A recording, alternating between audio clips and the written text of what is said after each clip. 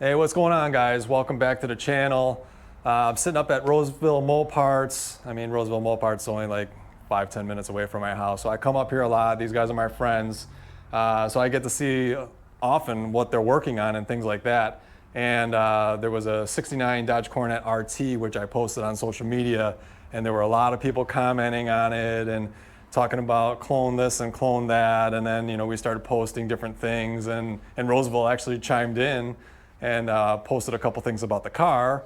So I figured I'd just come on up here and actually talk to Ryan, and let's see the car and let's actually talk about the car. So, all right, Ryan, so what is it, right? So this car basically is put back to exactly how the build sheet is, except for mainly three things.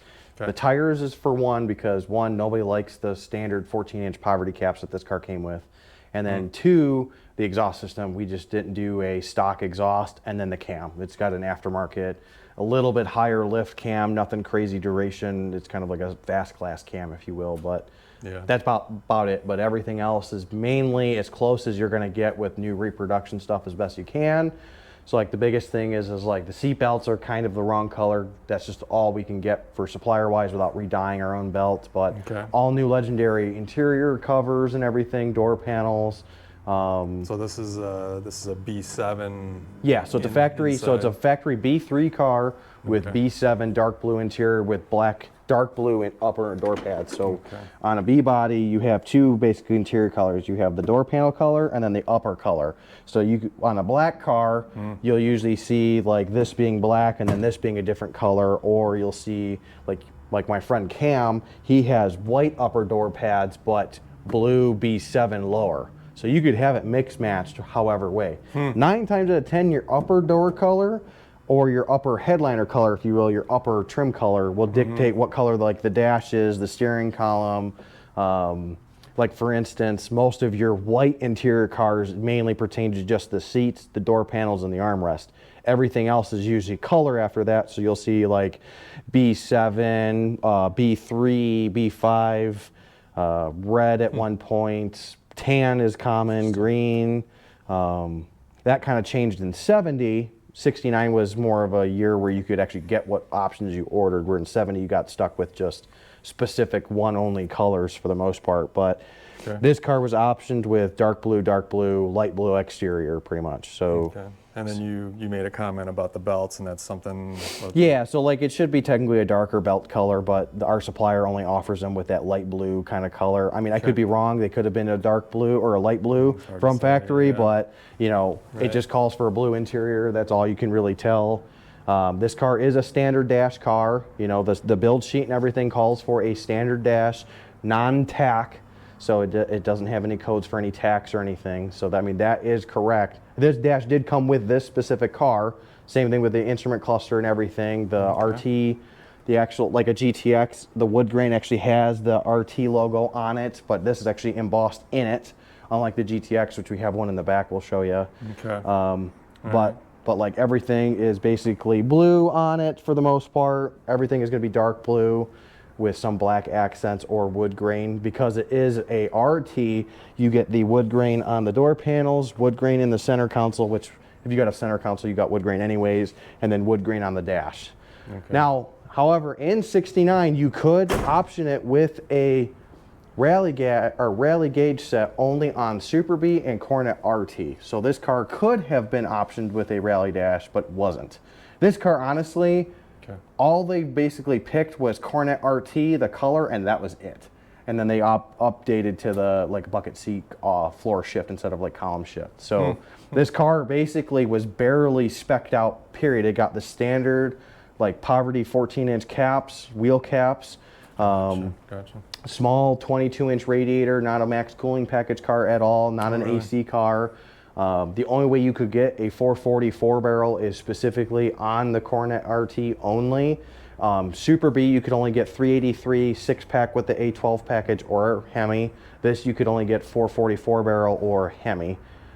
I think, 69, you could only get a 6-pack in the A12 package. That was it. Now, however, unlike Charger are all rally dash. They're all basically premium cars, so they came with every option you could pretty much spec them out with. Even the slant six and small block cars would still have a rally dash package. That's just because how the Coronets were. But on specifically the Coronet, you basically, it was just your poverty line, pretty much kind of like the Plymouth Sport Satellite or GTX or Roadrunner. They all basically more like default base model kind of deal, so like if you didn't want to pay the extra money for a Charger, or you just didn't like the Charger body style, hard to believe, but somebody would option for the Coronet because either it was a cheaper car, or B, you know, they just liked how it was. This car was probably just spec'd by the dealer, ordered as is, and just that was the way it came, you know. But like this car has the numbers matching engine and trans. We used a different trans in this, how it sits now, because the original trans is sitting in the back. It needed some machine work that we just didn't want to do at the time, because we're trying to get the car done for Autorama 2022. Yeah, I know you've been showing the car quite a bit. Yeah. It's kind of like So it took second place at the restored class at Detroit Autorama. I mean, this car could technically go into McCacken and score, but it will never really score high numbers because we didn't do that level of restoration on it. Yeah, we did. Like date coated hoses, or like the Mopar V belts and specific things. Right. I mean, the biggest thing for this car to really go to McCacken and show very well is I would need to get delete the electronic ignition. We just did that for more driver aid. This car was a manual brake car, so we'd have to put it back to manual brakes, and then it was also a drum car. We upgraded it to disc brakes. So gotcha. you know, it's you made it more drivable. Yeah, right? so we built this car mainly to one, drive every day if you wanted to, which it fires up and runs every day, no problem. Or two, basically have a high enough restored car to where you could take it to your, it's hard to say entry level, but basically your entry level like local shows, and it would score very favorably. Sure. You know, your average Mopar aficionado at these judging competitions typically really don't know what specifics are, but like we're using a factory correct 69 voltage regulator, just updated internals. It's got a date code correct wiper motor on it. It's got, you know, everything correct underneath, except for like, you know, it's got fire core wires on it just because of the cam and the electronic ignition. We couldn't use date coded wires. Okay. I mean, it's got date coded hoses on it for like the PCV and then like the booster, and then also on the power steering system, but yeah. Well, is it really worth it? Yeah, but you know, in order to do it correctly, look correct, we wanted that like 990 car, or you know, or like high 900s. You know, we weren't going for full 1,000 point on this car. Okay. You know, you made some upgrades where you needed to for the drivability. Yeah. And things, and I guess you could have gone crazy on it, but you did a very nice job. I mean, we did find the original set of hubcaps matching the part number on both build sheets. So I mean, I could have put the 14-inch steel wheels back on it with the poverty caps and restored them. But you know, if somebody buys this car, they can have those hubcaps with it if they ever wanted to go back to doing that.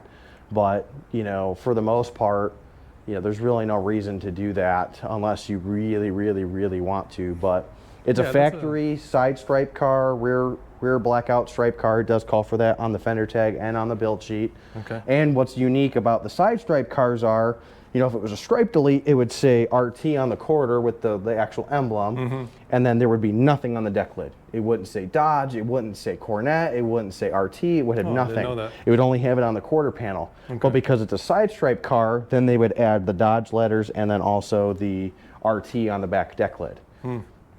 So was this car pretty solid when you guys got it? Yeah. So like it was probably a good like 80%. You know, okay. I mean, we had to basically take 3 sets of fenders to make one good set of fenders. Okay. It is the original hood from the car, original roof skin, original doors, original firewall cowl. Basically, from here forward is all basically either original 69 metal or original to this car. Yeah. It did have like the problems with the, you know, the back window leaked, so the quarters had to be replaced because of the back drop off. It's like a standard Mopar. Yeah. So it got trunk. It got new inner outer wheel wells, trunk floor, and quarter panels. Just to do it right, we wanted to just restart basically. But frame rails are original, firewall original. I'm pretty sure we did keep the original trunk number, but I do need to like kind of sand it back and check it because it's pretty body filled. I think I can feel the numbers on the bottom, but the radiator support does match. The dash matches the fender tag. All the build sheets match to the car, so we only have 2, but you know, all the numbers that are on this specific car all match this car within, you know, a millionth of a degree, pretty much. It's all very accurate. You know, like we picked the correct hoses for it being a January car. We basically tried to pick options that were specific to a January built 69 RT, but for the most part, if it, you know, you're limited basically what's available, but for the most part, it's all, we used what we could or replaced what we could. Yeah, I mean, there are limits to any restoration really, and then you got to figure out what your plan is for the car. Yeah, I mean, we own this car, so it's not like the customer's paying for it. You know, if the customer was buying this car and wanted to make it a 1,000-point or a 1,000,000-point car, you could probably spend another probably $5,000 on just redetailing certain small things. Sure. You know, redoing certain things. I mean, the car is basically painted inside and out. There's not the correct overspray with the gray primer. You know, that was more of a lifestyle pick, just because if you want to drive your car, having the most amount of paint all over the car is going to help it not rust. So, you know, the only way to really seal out all these cars perfectly is to coat them inside and out, you know, with either epoxy primer or a sealer of some sort. Paint is a great sealer for metals, arguably, course, you know. But yeah, so the car got painted, you know, 180, you know, all the way around inside and out, just because. But yeah, you guys did a really nice job. I know a lot of people were commenting, obviously, on social media. Yeah, about I mean, the sweep dash, right? Yeah, it's a 150 dash. Yeah, so it is basically dash. a rally standard dash. So it has the 150-mile speedo. It's the correct font for 1969, where it says 1, 2, 3, 4, 5, 6, 7, 8 instead of 10, 20, 30, 40, 60, 80, which you'll see on the 68 in the back. Gotcha. So Dodges were the only ones with rally dashes before 1970. So that's the only way you could get a rally dash was on a Dodge Coronet or a Super Bee specifically. GTX, Sports Satellite, whatever, didn't matter. They were all standard dash sweep dashes. So if you see a rally dash in a 69, it's wrong. It's not, didn't come with that car, never came with that car ever. Only because Plymouth back in the day wanted to set themselves apart from Dodge a little bit.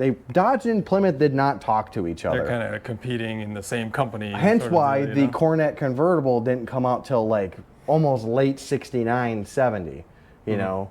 So like you really don't see Coronets having all the options. It's Chargers, because Dodge wanted the Charger to be their flagship. But now Plymouth, you know, with the Belvedere, GTX, Sports Satellite, and Roadrunner package, you know, they had weird flaws or specifics that you could only get with specific options. Like also like the Coronet RT, the GTX you could only get 444 barrel or Hemi. Roadrunner you could only get 383 or Hemi, unless you wanted a 440, then you got a 6-pack with the A12 package. Same thing with the Super Bee. And then the Sports Satellite, they really didn't have a, like, that was the Coronet 500, if you will, and then your Coronet 440 was like your base model Belvedere. So they all have the same level of trim, same level of options, but they interchange similarly, let me put it that way. Yeah. So like this car, the dash is actually day coded 1969. It has the same part number as it would on the build sheet, so that all classifies right. The two build sheets we have, we're pretty sure one's from one of the seats, or one's behind the glove box, and then the other one was behind the package tray, just with how the wear on it looks. Of course, whoever purchases the car will get both build sheets and everything. So you can see it has the RT badge in the wood grain. Yeah. So Dave Belcar's Wally Booth Hemi Coronet RT that he has, same dash. It's a standard dash with a RT badge on it, Or and right? That's a Hemi Super Bee. Super Bee. Sorry, it doesn't have the RT badge. Right. But no, is it a Super Bee or is it Coronet RT? I'm pretty sure it's a Coronet RT Hemi 4-speed. I could be wrong. Look back, yeah. I'd have to double check. But however, his car is a standard dash and everything. So I'm pretty sure his is a Coronet RT. It's not a Super Bee, but I'd have to double check. Yeah. Well, you deal with so many cars. I'm having a hard time keeping everything together. And Oh yeah. And, I mean, like if we didn't have this car still, like we look at this car We put it together, we still use it as reference to fix other people's cars because we forget all the time on the nuancy small stuff like, where does this go? What is this? How does this go back together? Well, people start asking me a lot of different questions and things, and then they start going off on, you know, show me the fender tag and stuff. So you know way more than I do, and then we have friends that right, make that me know look like way I more. know nothing. So We like have a lot of friends that know. Like the Belcars brothers, they're definitely the guys when it comes to specifically putting these cars back to original. You know, they have, you know, they've taken cars in McCacken and gotten 999s or 990s, 980s on their restorations. Like a few. Opie's another one, right? Opie, yep. So Opie comes in here every now and again, helps us like pick specific colors. You know, I'm friends with Dave Weiss, so I can always call him up and ask him, hey, you know, like specifically, we had this painted silver. Mike Belcars comes in and says, no, it's supposed to be black. So we got to pull it off the car, repaint it, re-put it back on. You know, we had these black, and he's like, no, these are supposed to be raw. So we're like, okay, well, we repaint them with a paint that looks like it's raw, so that way it stays nice. But you know, we had this black. He's like, nope, it's supposed to be body color. So we're like, oh my god. So it's just, you know, small nuancy things that he helps us pick and fix on cars. Yeah. You know, so if you bring your car to us and you want to make it that 999 or higher car, we have friends that can come in and tell us specifics. Like, you know, the biggest problem is nobody was alive back then that basically are making these decisions saying that's not right, that's a clone. And it's like, okay, did you buy this car brand new and followed it its entire life? Yeah. You know how many people I know that have like $1 million Hemi cars and yet there's shit that's wrong with them? Right. You know, and I'm not gonna nitpick someone's car when I first walk up to it, but unless they want me to, you know. But there, I mean, there's cars like Andrew over Apex. His cars are perfect. They are really nice, yeah. But yet somehow he ends up with a 990 or 989 or something. You know, he falls short every now and again. But you know, that's how nitpicky do you really want to get with the cars. You know, I know Dudek, he spends a lot of time in making his cars as perfect as can be, but he also does a lot of performance stuff. That's where also you can get into the realm of over restoring. You know, would this car technically be over restored? Actually, yeah. This car should be a lot worse than the way we built it because we did things to improve it so that way somebody can actually, you know, like for instance, we have a brand new Hellcat here. People want that kind of reliability in a 50-year-old, almost 60-year-old car now. You know, it's well, it wasn't just going down the line. You guys took your time to do things. Yeah, and you're gonna sell it to somebody, but going down the line, you only have so much time to do certain things. These cars were built. What is it? Every 90 seconds there was a car coming off the line, and that was 1960s. Yeah. Every 90 seconds or whatever, or a minute 30 or whatever it was. You know, pick a number. I mean, it's not like today where every one car comes off the line every 30 or 45 seconds. You know. So this car would have had the fender mount? Yeah, so this was a fender mounted turn signal car. That was only evidence because the fenders that came with the car had them drilled. The build sheet does call for them.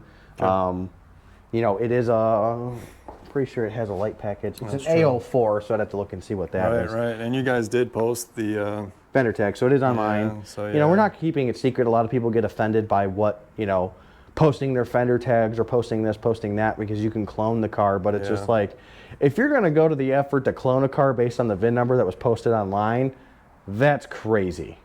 You know, that's crazy to me that someone would go that far to do a base model, basically Coronet RT that was some extra add-ons. No one, if you wanna clone this car, all to you, you know. You're gonna spend 100 and let's say 175 grand to copy this exact car, perfect. You know, I mean, like, we fixed the door gaps, we fixed all, like, the body lines, you know. This car it's basically never been rubbed and buff. It's right out of the paint booth, hence why there's a lot of orange peel on it, because we wanted what you would get from brand new from the dealer. Well, you tried to kind of go factory appearing, right? Yeah. Put some so modern I mean, things to it. There are specific things that, you know, were picked and choosed for this car that somebody that actually owned the car may have not picked or may have not done in general just because of budget, you know. Yeah. You know, the nice thing about us being the owners of the car, we kind of not necessarily had an unlimited budget, but almost did, you know. So, I mean. But I mean, if somebody came here and wanted to buy it, they could, right? Yeah, it's for sale as is right now. You know, come here, bring me a briefcase full of money, and you can drive it out the door. Right on. You know, there are a couple banks that do finance, so if somebody needs that, you know. Sure.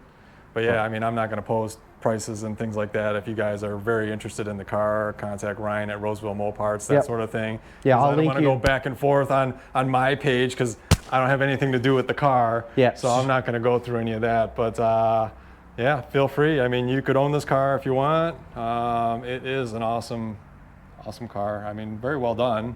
Yep, I mean, we drive it to shows all the time. Next year, we're gonna probably limit the driving on it just because of, you know, we don't want to keep just adding miles. The odometer on the car is the odometer that came with the dash that was in the car when we purchased it 5 years ago. So, you know, is that the original odometer from the car? It's hard to say. I mean, the date code is right, the part number is right, the dash was in the car, the dash was blue, so it's just like, okay, you know, so we just left it as is. The title that we got for the car was a, you know, re-updated title, so it didn't have the original mileage, so it was kind of iffy. It's a St. Louis built car, so you know, if the Hamtramck registry never burned down the ground years ago or whatever it was, the archive, we could have called up and got all the information we wanted on this car, but luckily it is a very, you know, highly documented car, you know, build sheets, fender tag, you know, all the numbers match. It's the original VIN plate. Yeah. You know, it proves what it is, you know, and if anybody really wants to say, oh, it's a clone or whatever, I don't get offended by it because it's just like, you know what, it's your opinion. It is what it is. Well, you have the documents, and I know what it is. Yeah. So, you know. Well, there you go. I mean, so that's the car. I mean, obviously these guys are not hiding anything. He's got the build sheets. He's got the fender tag. He's got way more knowledge than I do. So I really appreciate you talking about the car, you know, and it's a beautiful car. I mean, it is what it is. And I'm not going to tell, like, if anybody wants to come in and tell me something that I didn't know about it, cool. I mean, I want to learn more, you know. I mean, I could be wrong. I'll admit when I'm wrong, you know. Yeah. I'll eat crow when I have to, but, you know. So yeah, I stop up here a lot, and you said you got something a little bit special in the back too, right? Yeah, so we do. So let's finish up on this one real quick. So anyway, that's this car. We're gonna go in the back and check out some other stuff, and then so we're gonna talk a little bit. We might make another video. All right, talk to you later. Hit that subscribe button. Thanks for watching.